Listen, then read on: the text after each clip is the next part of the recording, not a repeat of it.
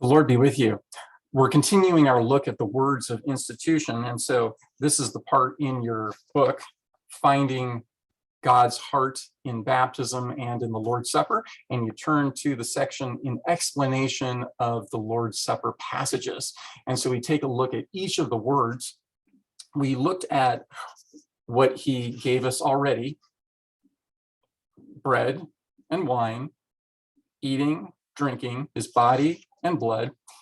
How does this happen? Well, God calls into existence things that do not exist. Romans 4:17.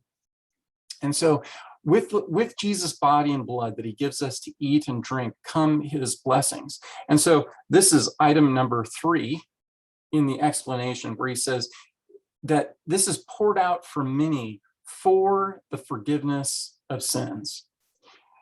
Because we're eating and drinking Jesus' crucified and risen body and blood, we get all the blessings and benefits of his crucified and risen body and blood. And so one of the benefits is forgiveness of sins. Again, we can't go back to the cross. God has to come to us.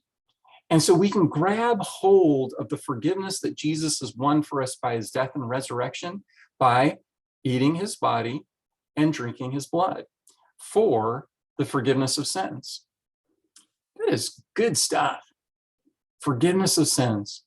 To have all that we've done wrong.